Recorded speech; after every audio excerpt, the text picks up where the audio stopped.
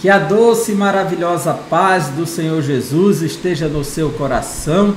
Seja muito bem-vindo a mais uma aula da nossa EBD Online. Eu sou o professor Egivanildo Tavares e falo aqui da Assembleia de Deus em Santa Rita, na Paraíba, que é liderada pelo pastor Djalma Silva. Na lição de hoje nós vamos estudar um dos temas mais importantes, principalmente para o nosso contexto histórico-cultural, dadas as considerações que tem sido dada a esse tipo de relacionamento, o relacionamento entre nora e sogra. E a lição de hoje, ela se baseia, que é a lição de número 7, no livro de Ruth. E nós vamos trabalhar a pessoa de Ruth, que é a nora, e Noemi, que é a sogra. Um tema fascinante, muito importante, pois já existe um conflito até na fala, nesse tema de nora e sogra, sogro e genro. Essa relação de genro e sogra também, né? Tudo está envolvido. E o livro de Ruth, ele se torna um modelo, um padrão para nós entendermos aquilo que Deus quer de nós num relacionamento saudável, amistoso, verdadeiro, puro e honroso. E o relacionamento entre a nora Ruth e a sogra Noemi. Ruth quer dizer amiga. Noemi Naomi em hebraico, que esse nome Noemi, Naomi, ele significa doce, docilidade, doçura, delícia.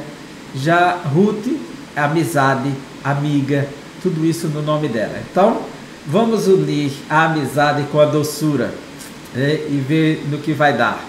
Então vamos aprender com essa história fantástica. Nós estamos estudando uma série de lições e olha o tema principal da lição: relacionamentos em família. E hoje, na lição de número 7, vamos ter esse tema, o relacionamento entre nora e sogra. Veja que essa lição ela vem justamente para se encaixar com essa grande temática, né? Que é o tema guarda-chuva da lição, relacionamentos em família, superando desafios e problemas com exemplos da palavra de Deus. E a lição de hoje é justamente isso, como superar os desafios e problemas, e o exemplo está na palavra de Deus, no livro de Ruth. Essa é a lição de número 7. Já passamos quando a família age por conta própria, número 1. Lição 2, a predileção dos pais por um dos filhos, ciúme, o mal que prejudica a família, ídolos na família, motim em família, pais zelosos e filhos rebeldes. E hoje, lição de número 7, o relacionamento entre nora e sogra. Nós estamos no meio da lição, né? No centro mesmo. A partir de agora caminhamos para o fim, para a lição de número 13, percebe? Então vamos ver o que vamos aprender na lição de hoje.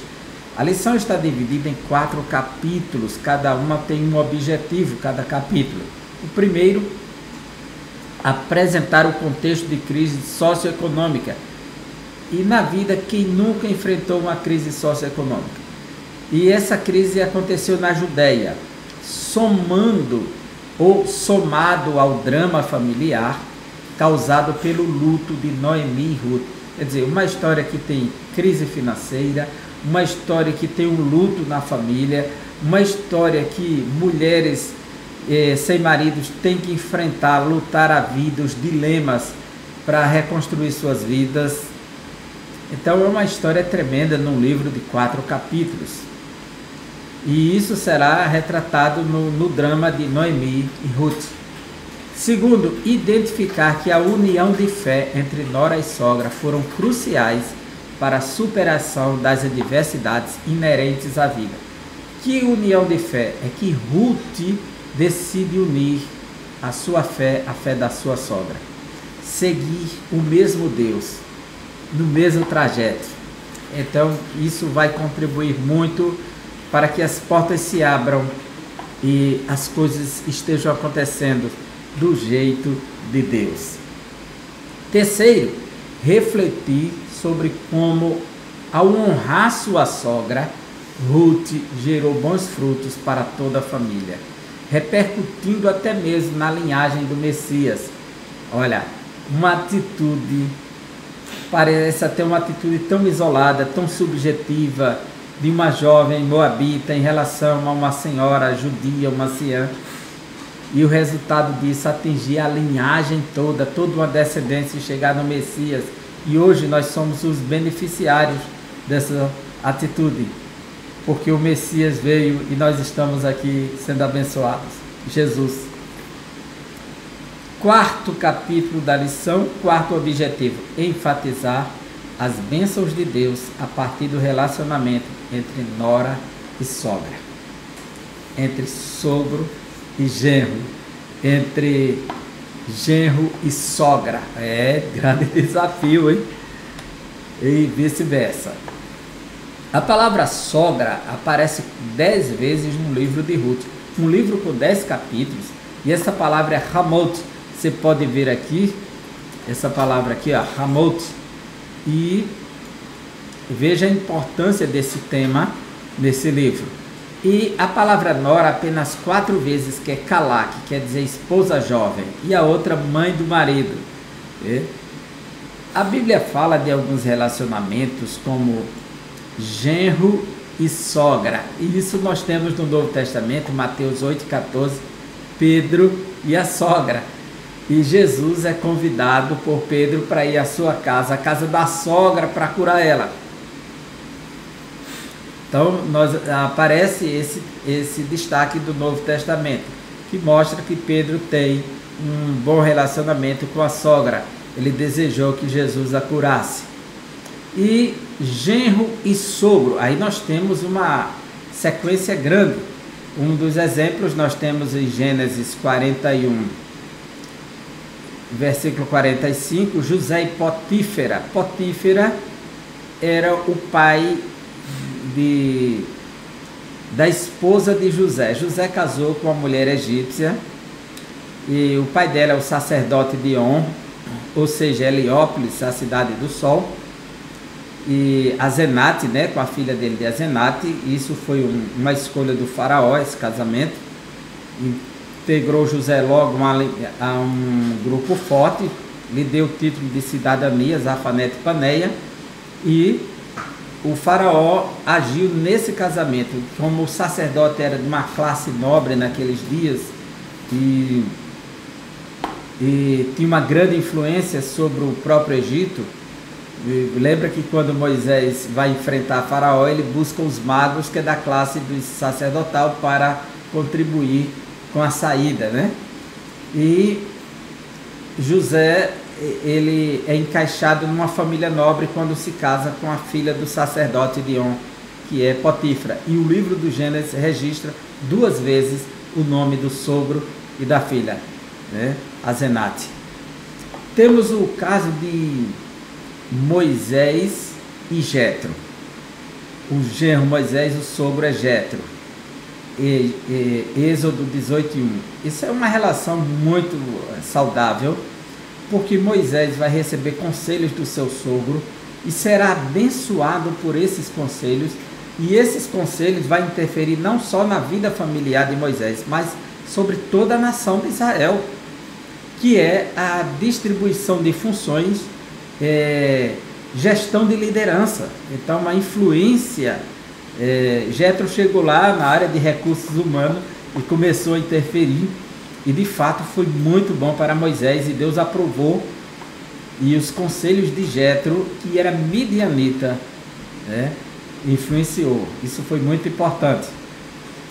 O caso de Davi e Saul, aqui já é uma relação conflituosa entre genro e sogro, porque Davi entra para a família, mas ele não recebe a boa aceitação.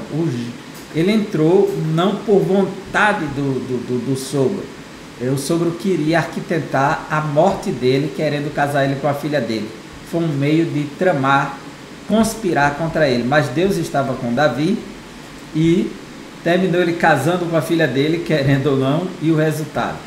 Passou a ter uma relação conflituosa por conta do ciúme, por questões de poder, que Deus estava exaltando o genro dentro do exército. E aí e estava colocando na preferência do povo, isso vinha do Senhor, e Saul não aceitou a realidade. E só queria o que o seu coração determinava, e não o que Deus determinava. Então teve uma relação de genro e sogro aí conflituosa. Temos Jacó e Labão, outra relação aqui, não amistosa, pois um sogro que explora o genro o tempo todo para se beneficiar dele, e no final, quando Deus inverte aquela ideia da roda gigante que girou, né? E inverte a situação, aí Labão fica indignado. Mas o mais importante nessa história é que terminou com um banquete e os dois fazendo um pacto, uma aliança de reconciliação, e cada um seguindo seu destino em paz, com as coisas resolvidas, não se afastando, levando o problema, mas resolvendo antes de partir, que é o ponto mais importante da história bíblica aqui. E Anás e Caifás, genros que conspiraram para destruir Jesus, matar Jesus. Então, eles conspiraram, eram sacerdotes, e chegaram à posição de sumo sacerdotes, tanto o genro quanto o sogro, Anás e Caifás, conspiraram contra Jesus. Está aí, João 18:13. Mas o texto áureo nos diz assim, esse texto áureo é fantástico, veja só. Ruth, no momento em que a sua sogra ficou sabendo que Deus enviou pão para Judá, em Belém de Judá, e vai fazer o caminho de volta. Ela já está viúva, suas noras estão viúvas, a família toda está vivendo crise e decide voltar. E as três estão voltando, fazendo o caminho de volta, porque é o texto bíblico que diz, veja comigo, Ruth capítulo 1,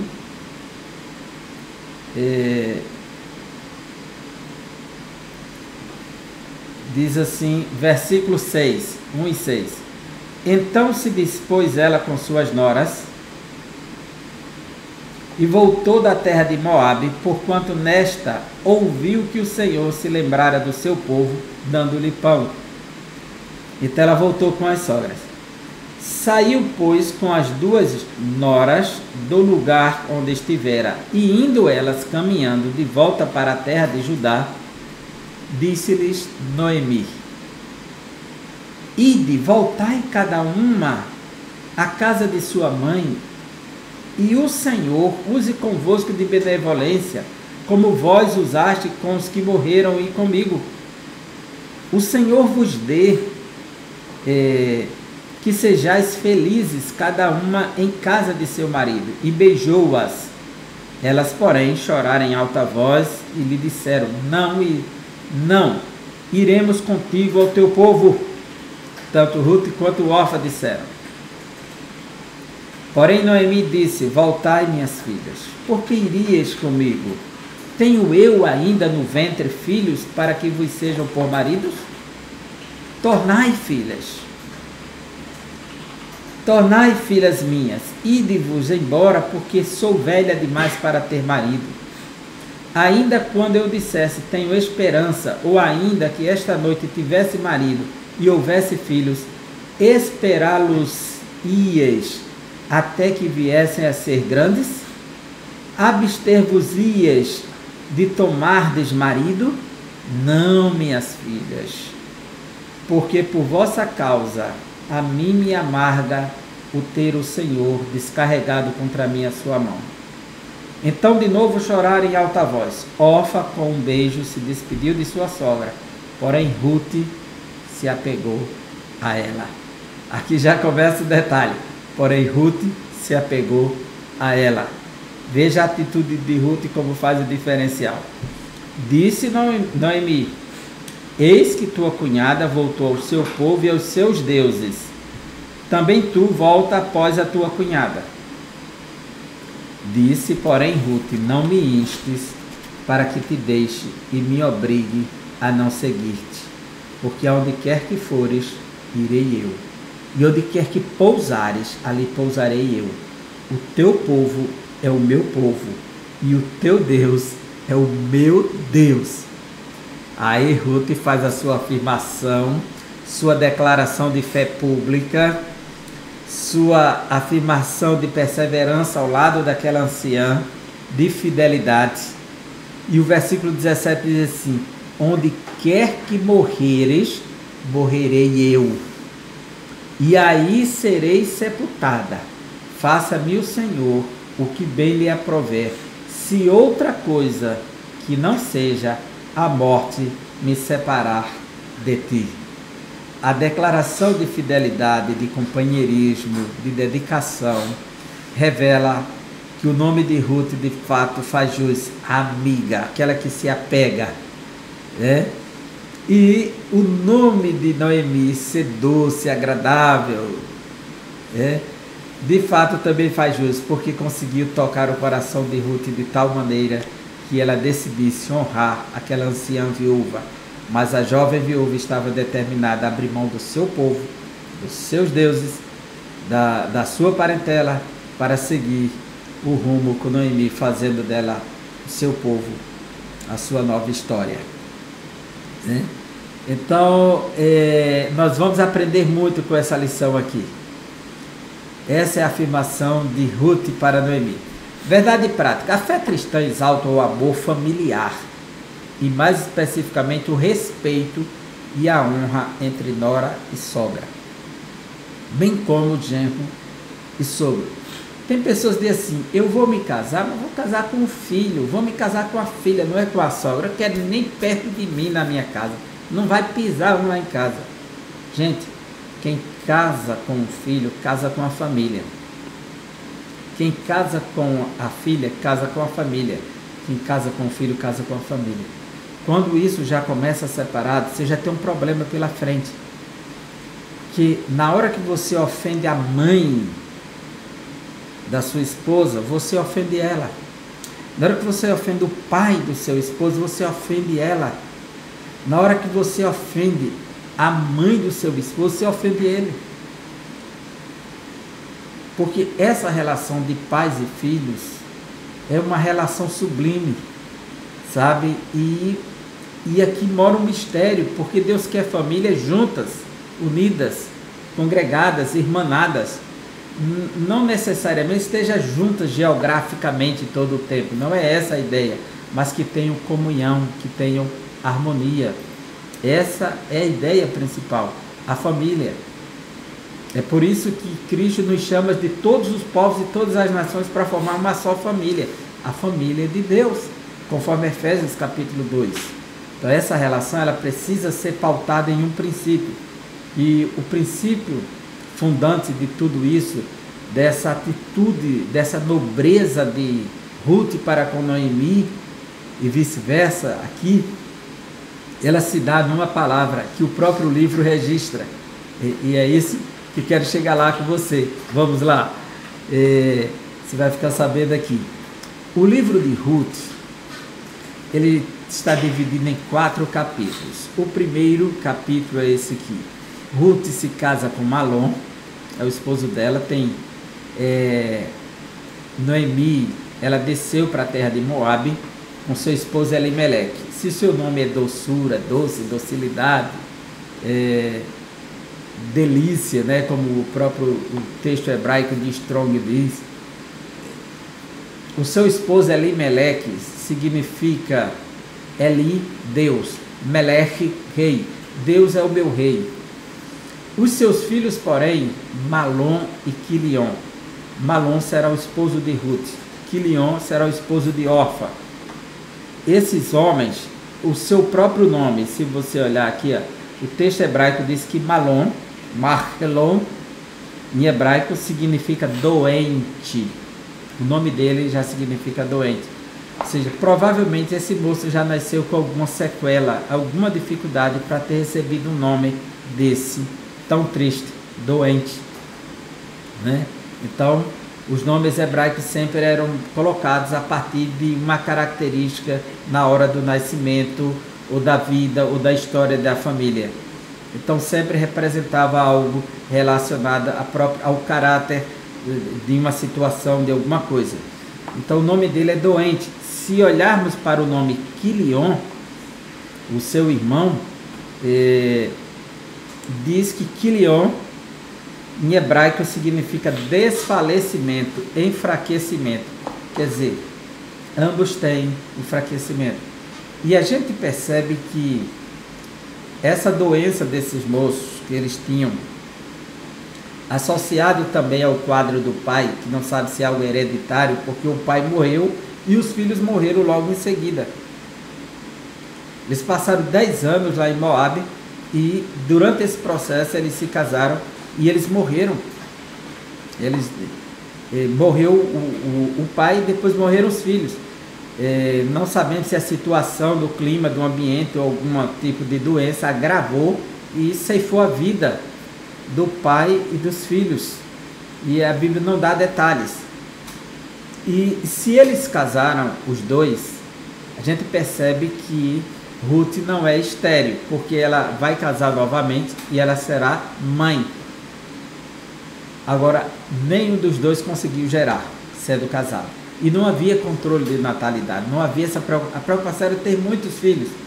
Então, a gente percebe aqui que há uma esterilidade masculina provocada por alguma coisa, por alguma doença na vida de Malom e Quilion nesse livro. Então, no capítulo 1, Ruth se casa com Malom. E a gente vê no capítulo 1, versículo 4, os quais casaram com mulheres moabitas, era o nome de uma Orfa e o nome da outra Ruth, e ficaram ali quase 10 anos. O capítulo 4 do livro de Ruth, versículo 10, diz assim: e de que também tomou por mulher a Ruth, a moabita, que foi mulher de Malom. Então Ruth era esposa de Malom. Então no capítulo 1 nós temos o casamento de Ruth, o primeiro casamento, e também a decisão de Ruth no versículo 16, que é o nosso textuário. Ruth se une à sua sogra, seu povo e seu Deus. Um ponto aqui fantástico. No capítulo 2, Ruth trabalha para sustentar a sogra. A gente percebe a dedicação, o altruísmo de Ruth ao se dedicar por aquela anciã. Ela não só decidiu ir com ela, mas quando chegou lá, ela se moveu, já que Noemi não tinha a mesma idade, a mesma capacidade. E ela tomou uma decisão. O capítulo 2, versículo 2 diz assim: e Ruth a moabita disse a Noemi: deixa-me ir ao campo e apanharei espigas atrás daqueles em cujos olhos eu achar graça. E ela disse: vai, minha filha. Quer dizer, ela quem decidiu ir para sustentar a sogra. Então Ruth, ela é essa pessoa que se dedica, é muito altruística. Capítulo 3, Ruth segue as orientações de sua sogra. Noemi, quando viu, disse: não, eu tenho que achar um casamento para você. Ele ficou com essa preocupação e orientou quando percebeu que havia uma possibilidade protegida pela lei do levirato, que é a lei do cunhado. Então, e disse-lhe Noemi, capítulo 3, sua sogra: minha filha, não hei de buscar descanso para que fiques bem? Ora, pois não é Boaz com cujas moças estivesses de nossa parentela? Eis que esta noite padejará a cevada na eira. Levanta-te, pois, e unge-te, e veste os teus vestidos, e desce a eira. Porém não te deis a conhecer ao homem, até que tenhas acabado de comer e beber. Versículo 5. E ela lhe disse: tudo quanto me disseres, farei. Quer dizer, Ruth segue a orientação de sua sogra. Ruth, ela está apta a ouvir aquela anciã e seguir os seus conselhos. Que relação de nora e sogra aqui. Por isso que as coisas se encaixam bem na vida das duas. As coisas dão certo, porque elas estão em harmonia. E quarto, Ruth é recompensada pelo que fez pela sogra. E aqui nós encontramos a base de toda a ação de Ruth, de todo esse relacionamento, o fundamento que dá sustentabilidade a essa relação. Capítulo 4, versículo 10. E de que também tomou por mulher a Ruth, a moabita, que foi mulher de Malom, para suscitar o nome do falecido sobre a sua herança, para que o nome do falecido não seja desarraigado dentre os seus irmãos e da porta do seu lugar. Disto sois hoje testemunhas. Versículo de número 11.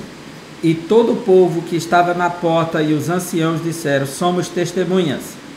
O Senhor faça a esta mulher que entra na tua casa, como a Raquel e como a Lia, que ambas edificaram a casa de Israel, e porta-te valorosamente em Efrata, e faze-te nome afamado em Belém. Eles declararam uma bênção sobre Ruth, que assim como Lia e Raquel deram origem às 12 tribos de Israel, Deus faça isso com Ruth. Que bênção maravilhosa! A recompensa de Ruth, a aceitação no meio do povo, a aprovação dos anciãos, a aprovação da lei do cunhado, que ela se casa, a alegria de todos por ela ter se casado. E ainda versículo 15. As mulheres chegam para Noemi e dizem assim, acerca do filho que Deus vai dar a Ruth, né? Elas estão abençoando Noemi por isso. Aí diz assim: ele te será por restaurador da alma e nutrirá a tua velhice, pois tua nora que te ama. Aqui está a palavra-chave para Ruth. Tua nora que te ama. Não é tua nora que é tua amiga, é tua nora que te ama. A gente vê que todo o processo que se move é porque Ruth ama Noemi. E diz assim: a tua nora que te ama o deu à luz, e ela te é melhor do que 7 filhos. Ela não disse assim, ela te é melhor do que 7 filhas, disse 7 filhos. O valor de Ruth para Noemi, no olhar das mulheres de Israel, que se aproximaram dela a partir do versículo 13, é que Ruth vale mais do que 7 filhos para Noemi. Todos perceberam o valor dessa mulher, reconheceram, né? E é assim que fecha o livro, ela sendo recompensada com um filho. O livro de Ruth foi escrito no período dos juízes, era um período de apostasia, de anarquia, era um período de esfriamento espiritual, um período de opressão. Israel está sempre caindo 10 anos, 40 anos, 20 anos na mão dos inimigos, sendo oprimidos por conta da rebelião, da apostasia, da anarquia, porque não tinha rei em Israel. Então havia um descontrole total. E o livro de Juízes termina com essa palavra: porque não havia rei em Israel. Então cada um fazia o que bem parecia aos seus olhos. O livro de Ruth termina dizendo assim: e Obed gerou Jessé, e Jessé gerou a Davi. Ou seja, o livro começa com uma mensagem de esperança. O livro começa citando Belém, onde Jesus vai nascer. Olha que coisa linda nesse livro.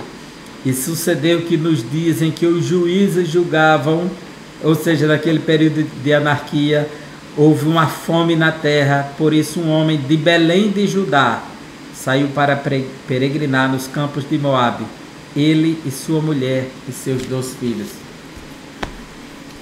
Essa relação de Ruth, que vai dar origem a Davi, a gente mostra que a graça de Deus atinge todos os povos. Ela entra na linhagem de Jesus. E quando Davi sofre a perseguição de Saul, no primeiro momento, ele corre para a região de Moabe e deixa seus pais lá para Saul não ir em busca de seus pais. Ele já faz essa fuga e de imediato a Bíblia diz que ele leva seus pais lá para a terra de Moabe e deixa seguro, porque ficou um grau parentesco do outro lado, né? E é o texto sagrado quem diz, né, para nós.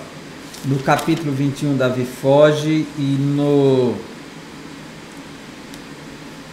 22, capítulo 22 do livro diz que ele vai para uma caverna, mas antes disso ele vai pegar a família dele e vai deixar lá em Moabe, né?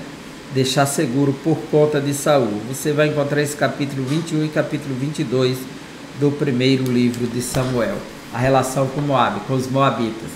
Os moabitas, eles não deram assistência a Israel quando vinha da peregrinação, e por isso Deus determinou que eles não teriam acesso ao santuário até a 10ª geração. Mas Ruth chega num período que parece que rompe com a 10ª geração. A nossa lição de hoje, ela é uma das mais belas histórias bíblicas em que se exalta o amor e a virtude da mulher moabita chamada Ruth. Nós temos apenas 2 livros do Antigo Testamento que são batizados com o nome de mulheres, Ruth e Esther. Ruth, a moabita gentílica que casa com o judeu Boaz, primeiro com Malom, depois com Boaz. E Esther, a judia que casa com o rei gentil persa, né? Então, o rei Assuero. Então, uma judia que casou com um gentil e uma gentílica que casou com um judeu. Essa é a diferença dos 2 livros. E ambos vão servir para dar base de salvação à nação de Israel. É a história de um drama familiar que envolve o luto, a subsistência e a desesperança.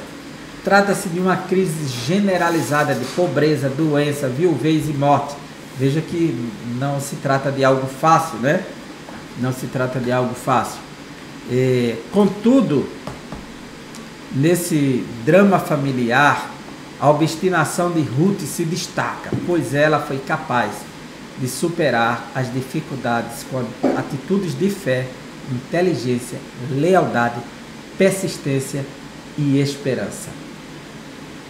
É a narrativa bíblica de uma nora que cultivava um verdadeiro amor no coração pela sua sogra e por isso foi capaz de enfrentar a crise da escassez numa terra inóspita. Na realidade, ela foi bem hospedada lá. Inóspito quer dizer que não é bem hospedado, né? Não é bem recebido. Ela foi bem recebida o tempo todo, graças a Deus. Longe de seu povo original. Aparentemente seria inóspito ela deixar sua terra, seu povo e seguir para um outro povo. Mas foi o contrário. Deus abençoou, confirmou os passos de Ruth o tempo todo. Temos muito que aprender com o relato bíblico do relacionamento entre Ruth e sua sogra Noemi. Então vamos lá. Capítulo 1. A crise econômica na terra da Judéia. Entre os anos 1300, 1350 a 1150, por aí, calcula-se o período dos juízes, vai se dar esse grande acontecimento. Naquele período de grandes dificuldades, o povo de Israel só enfrentava crise quando desobedecia a Deus. Então Deus trazia punição sobre eles. Os textos bíblicos nos mostram isso no livro de Juízes o tempo todo. E a família está enfrentando uma crise aqui porque não choveu, então não há como ter colheita. Não tem trigo, não tem pão. O desespero toma conta. Eles vão ter que buscar uma saída. A saída que Elimeleque decidiu nesse momento, ele está aqui em Belém,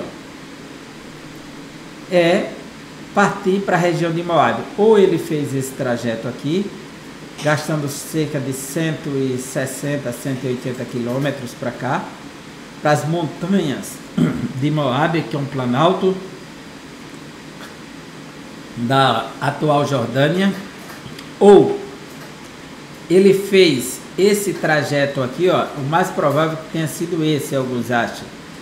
Tem um trajeto de descer o vale aqui e passar aqui nesse centrozinho aqui.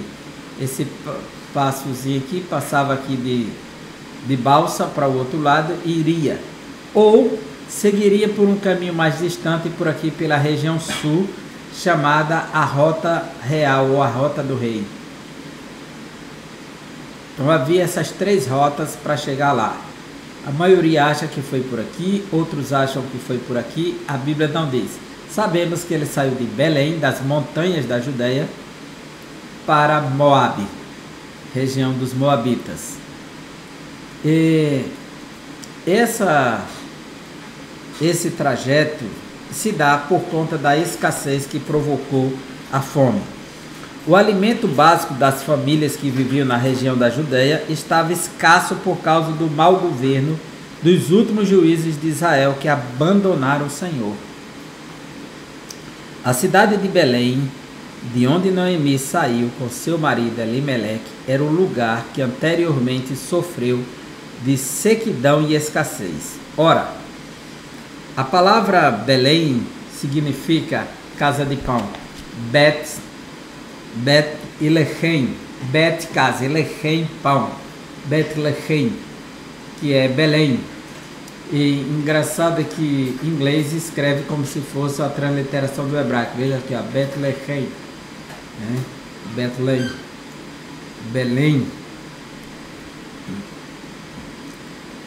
E agora na casa do pão está sem pão.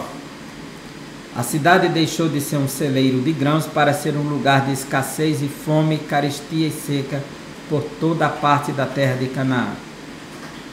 Na Bíblia, às vezes, a fome é um modo de Deus disciplinar o povo que pecou contra ele.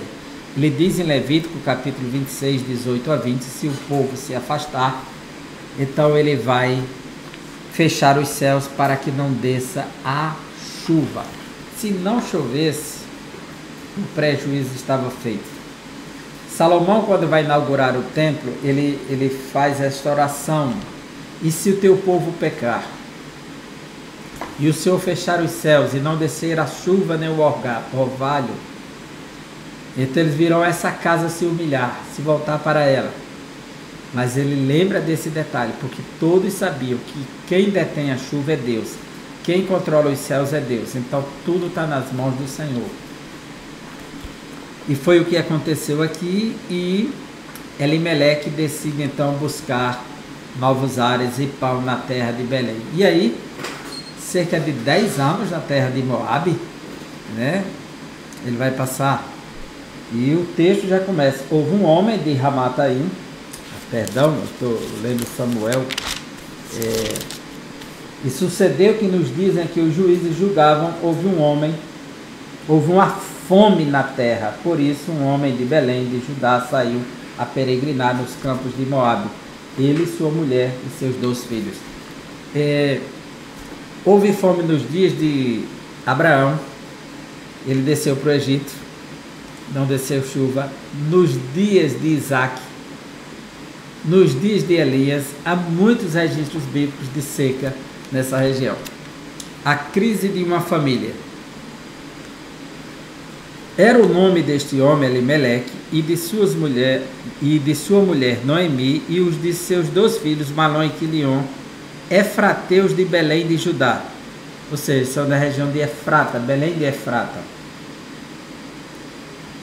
E chegaram aos campos de Moabe e ficaram ali. E morreu Elimeleque, marido de Noemi, e ficou ela com seus 2 filhos, os quais tomaram para si mulheres moabitas, e era o nome de uma Orfa e o nome da outra Ruth, e ficaram ali quase 10 anos.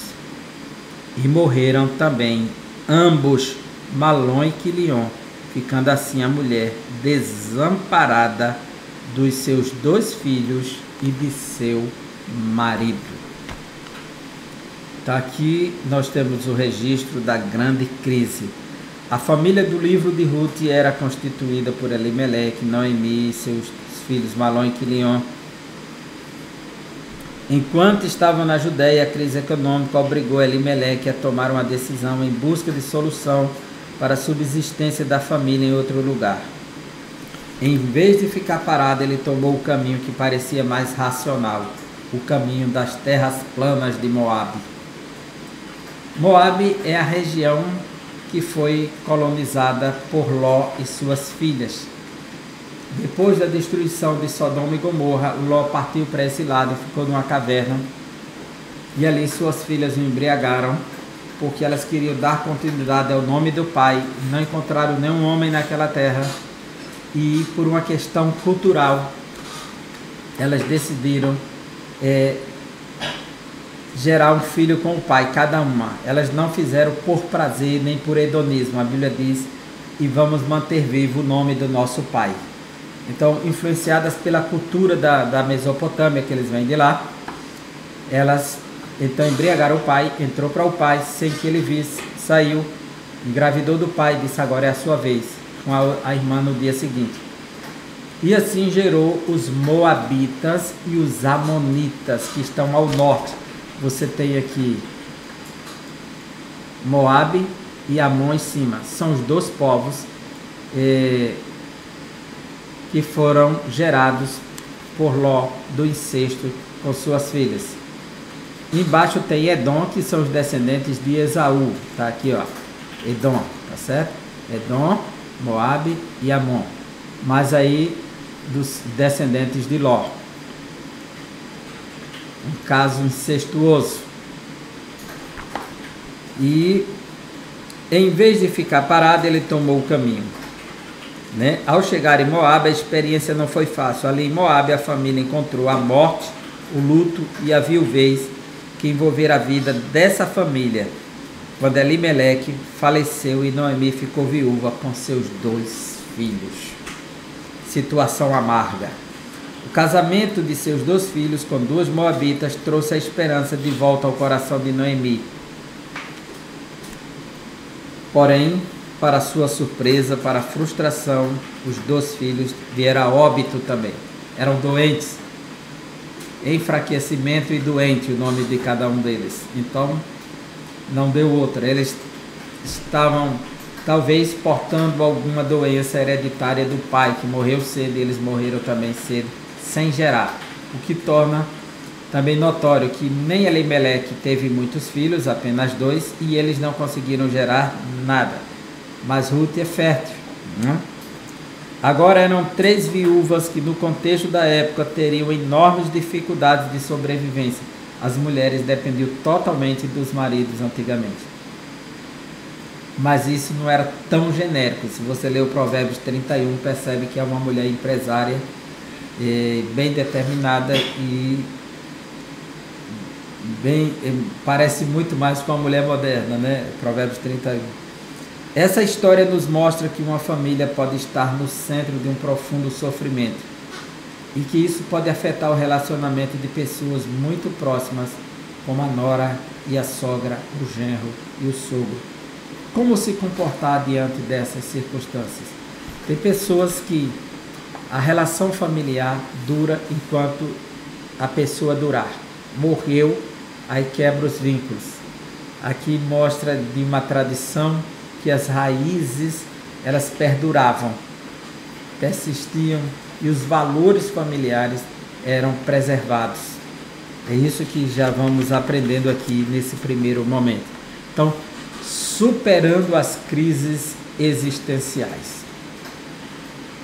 Noemi decide voltar à sua terra. E essa decisão é interessante, né? Porque Noemi ouviu que tinha pão na sua terra. Os versículos 6 a 8 diz: então se levantou ela com as suas noras e voltou dos campos de Moabe.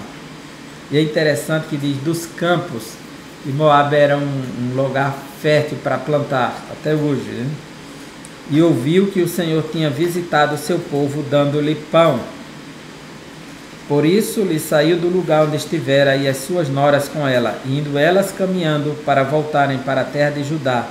Disse Noemi às suas noras: ide e voltai, cada uma à casa de sua mãe. E o Senhor use convosco de benevolência, como vós usastes com os falecidos e comigo. Ou seja, Orfa também era benevolente, era misericordiosa, mas decidiu investir a vida em Moabe mesmo, no meio do seu povo. E aqui começa esse trajeto. Porém, aqui se revela algo interessante, é que Ruth conhece o Deus de sua sogra. Ruth declarou-se com o coração sincero à sua sogra Noemi: o teu povo é o meu povo, o teu Deus é o meu Deus.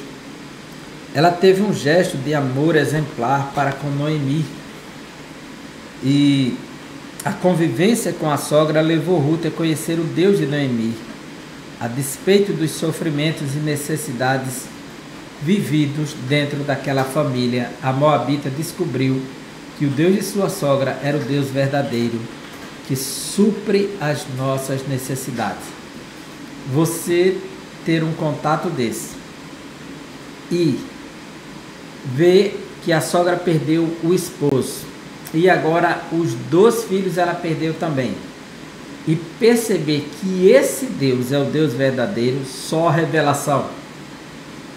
Porque qualquer pessoa que visse o grau de sofrimento que Noemi chegou, primeiro saiu da sua terra com fome, Deus fechou os céus. Agora quando chega aqui, perde o marido, depois perde os filhos. É muito mais fácil se ouvir a voz da mulher de Jó. Tu ainda retens a sua sinceridade, depois que perdeu tudo, amaldiçoa esse Deus e morre. É bem mais fácil ver nessa perspectiva. Ruth, de fato, conseguiu ver em Noemi uma firmeza a esse Deus, e ela viu algo a mais, a ponto de dizer: o teu Deus é o meu Deus. O Deus dos Moabitas é Camós, ou Camos, Camos ou Camós, dependendo da tradução. E esse Deus, ele é retratado no primeiro livro dos Reis. Se você acompanhar comigo, primeiro livro dos Reis, capítulo 11, primeiro livro dos Reis, capítulo 11, acompanhe comigo. Primeiro Reis 11, versículo de número 33. Olha o que diz desse Deus dos Moabitas, que a palavra do Senhor registra sobre ele. Farei isso porque eles me abandonaram e adoraram os postes sagrados, deusa dos Sidônios, Camos, deus dos Moabitas, e Moloque, deus dos Amonitas, e não andaram nos seus caminhos, nem fizeram o que eu aprovo, nem obedeceram os meus decretos e as minhas ordenanças, como fez Davi, pai de Salomão. Agora nós vamos ler Segundo Reis, capítulo 3, versículo 27. Veja comigo.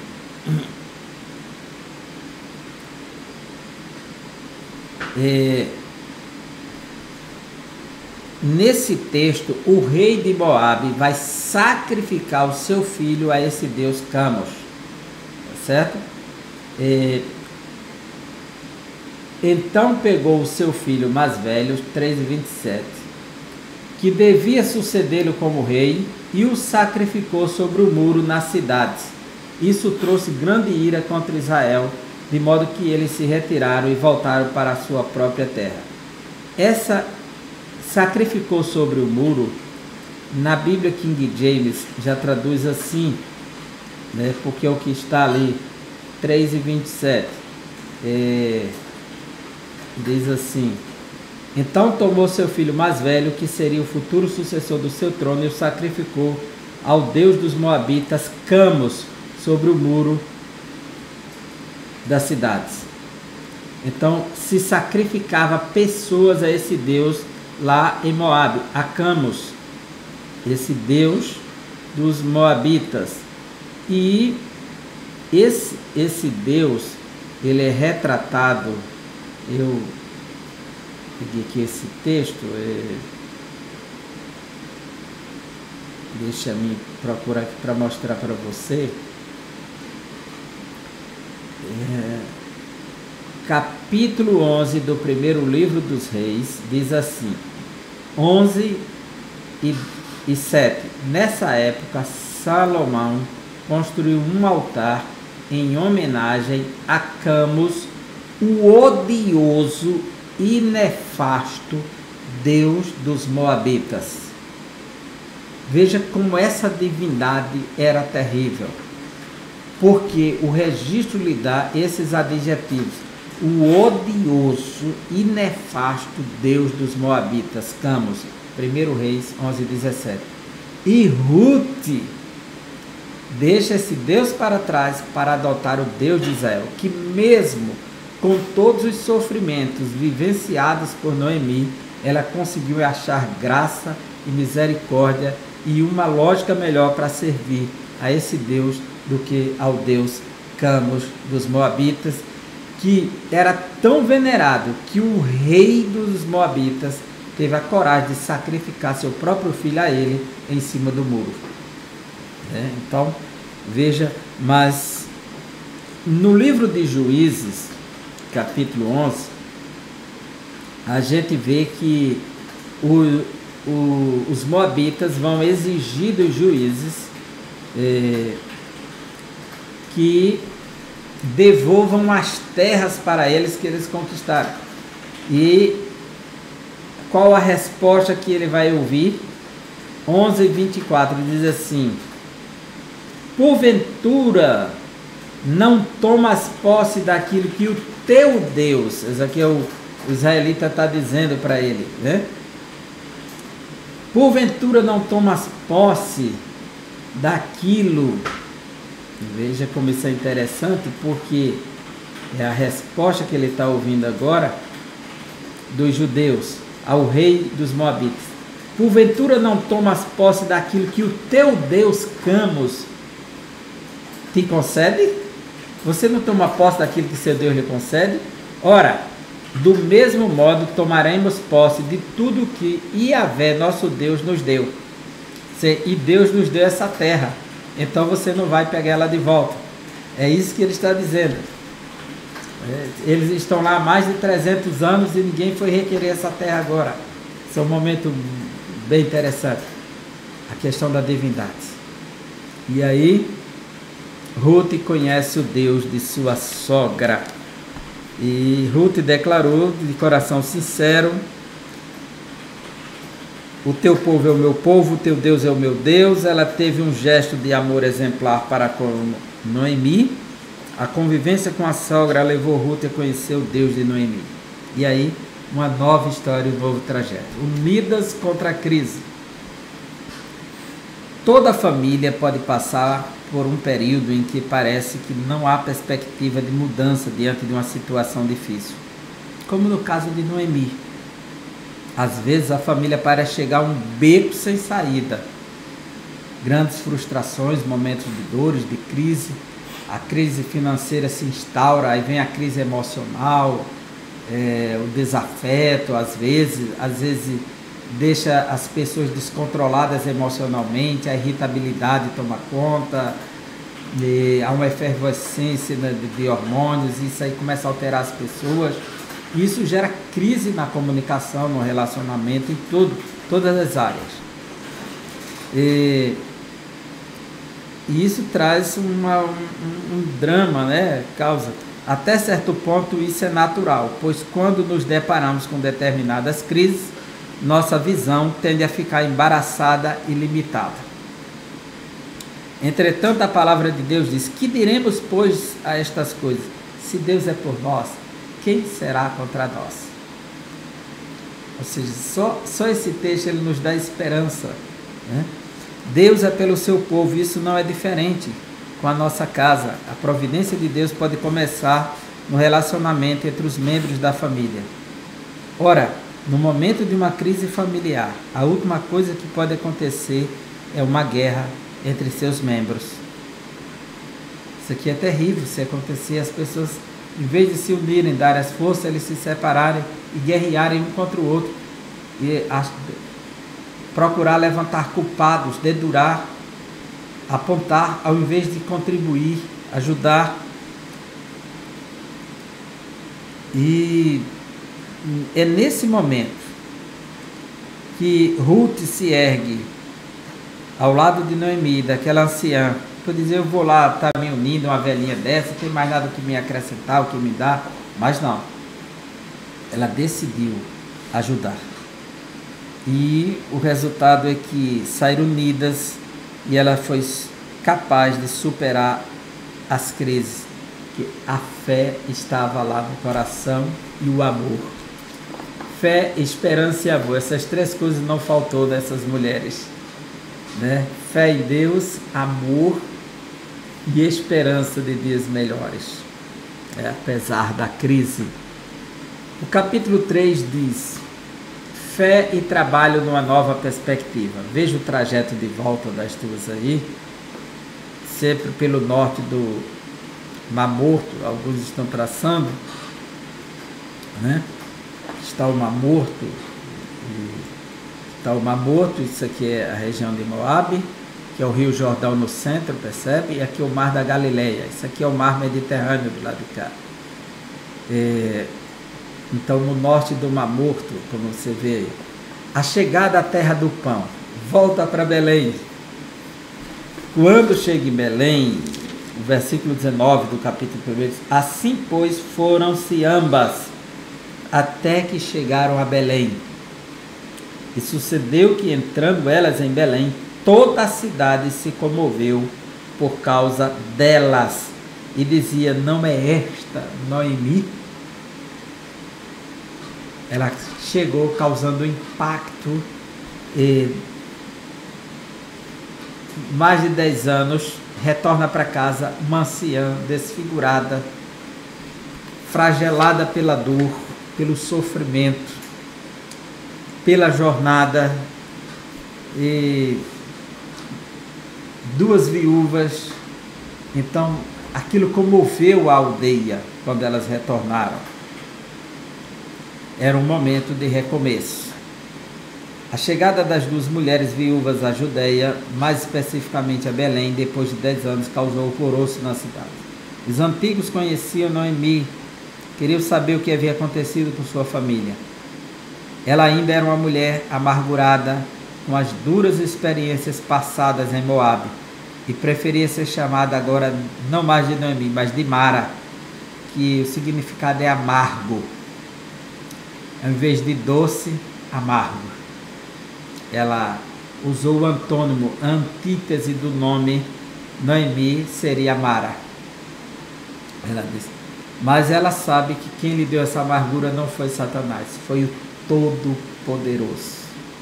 Grande amargura me tem dado o Todo-Poderoso. A vida dela estava nas mãos de Deus, não de outro. Então o que acontecesse com ela viria da parte de Deus. Sua queixa se resumia a declarar que Deus parecia tê-la abandonado. Entretanto, o Senhor estava no comando da sua vida para um propósito maior do que ela poderia imaginar. Sua humilhação e tristeza começaram a ser transformadas em alegria. Assim, quando Noemi e Ruth empreenderam a viagem para a Judeia, havia uma nova esperança em seus corações. Ruth se tornara uma mulher de fé disposta a superar a crise de subsistência, confiando inteiramente no Deus de sua sogra. Então, sogra e nora, agora juntas, vivendo a fé. Como a Bíblia diz, o justo viverá pela fé. Isso foi o quê? Um passo para quê? Recuperar a autoestima.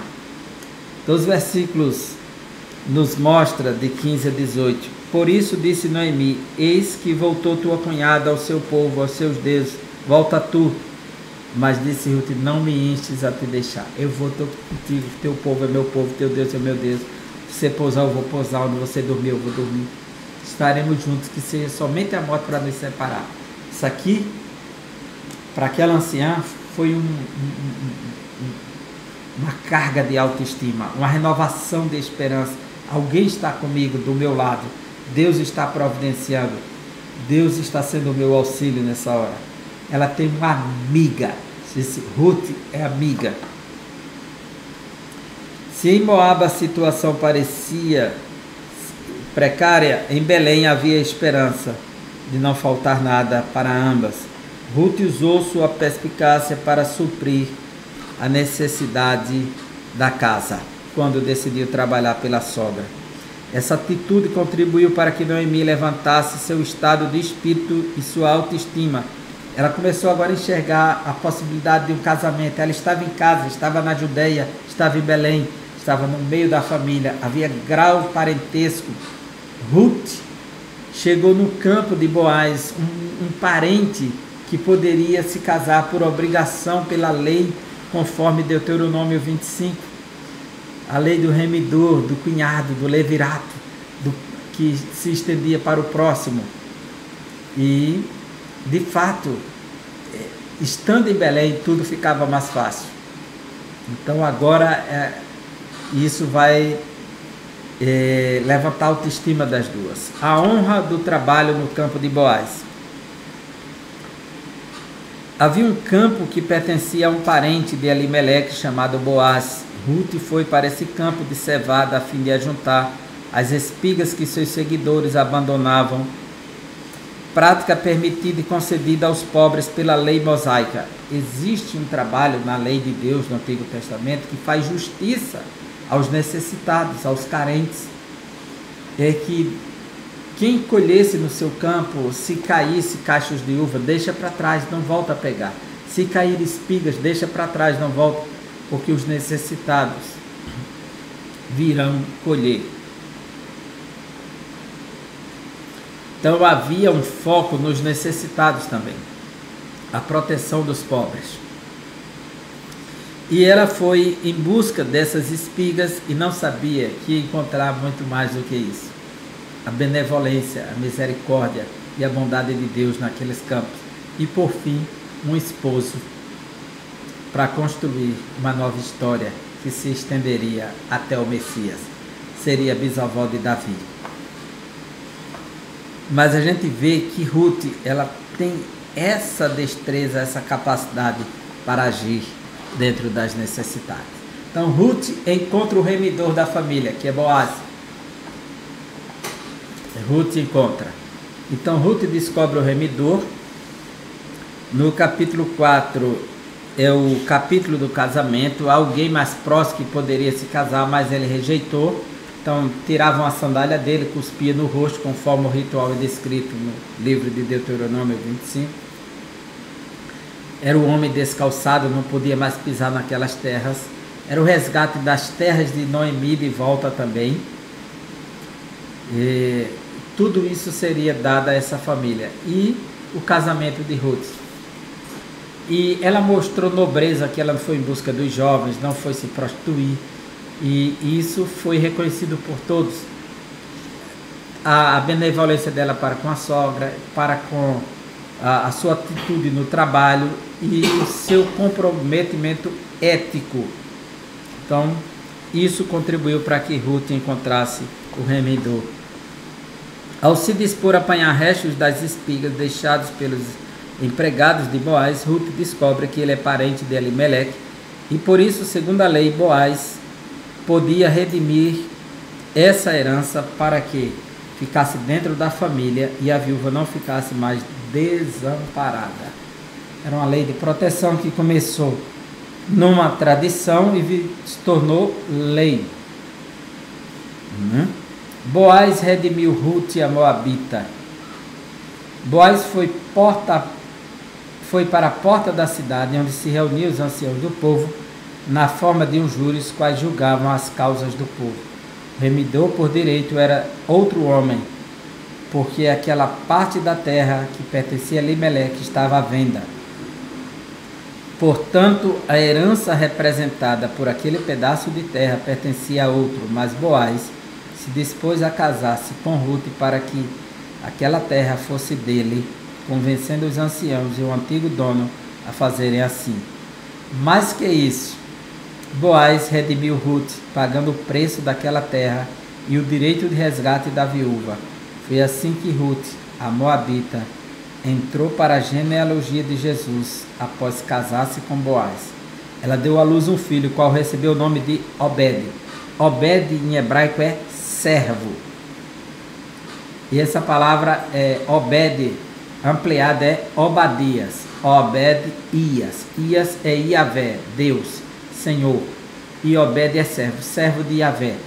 Então, Obed, que é o servo de Iavé. Um dos títulos de Jesus no livro de Isaías é o servo do Senhor, Obed Iavé, que é Obadias, Obed Iavé.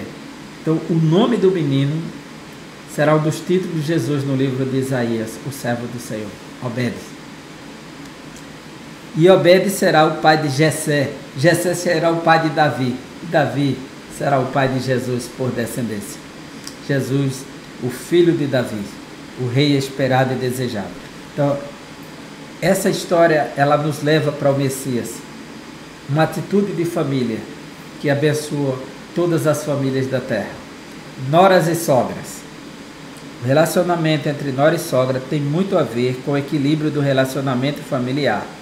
Se a relação entre elas não for sadia, muitas outras relações familiares também podem ser afetadas.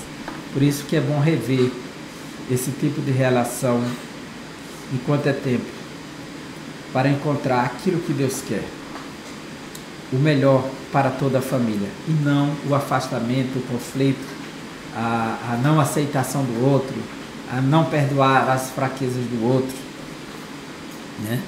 E Deus não aceita esse tipo de coisa, são obras da carne. O fruto do Espírito nos chama a mansidão, a temperança, ao amor, ao domínio próprio, a construir a comunhão. Com a história dessas duas personagens, aprendemos que nora e sogra podem superar juntas a dor do luto, o período de escassez em que toda a família está sujeita a passar, a enfermidade de um filho ou de um neto. Nos momentos difíceis da família, elas podem ser um esteio para todos. A família é sempre o grande baluarte no momento da crise e da dor. É o maior refúgio que alguém possa ter, a família. Então essas relações precisam serem preservadas e cultivadas para a glória de Deus. Conclusão. A história bíblica de Ruth é um exemplo de fé no relacionamento entre uma nora e sua sogra. Mesmo sendo estrangeira, Ruth foi capaz de cuidar da sua sogra. Ruth sendo moabita, ela sendo judia, demonstrando grande carinho e respeito por ela. E acima de tudo, amor, como diz o capítulo 4, versículo 10. Além de administrar dentro de si perdas enormes, o sogro, o cunhado e o marido. Ela perdeu o sogro, perdeu o cunhado, perdeu o marido. Mas diante de tudo isso, Deus honrou seu trabalho, pelo qual sustentou a si mesma e a casa de Noemi. Portanto, a vontade de Deus é que sogras e noras, bem como genros e sogros, vivam em união, de maneira que a família seja ricamente abençoada por Deus. E veja o resultado de tudo isso. Qual foi o resultado final? Noemi e Elimeleque geraram Malom e Quilion. Malom se casa com Ruth. Ruth fica viúva, se casa com Boaz, gera Obed. Obed gera Jessé, Jessé gera Davi e Davi Jesus. E aí estamos, Ruth na família de Jesus.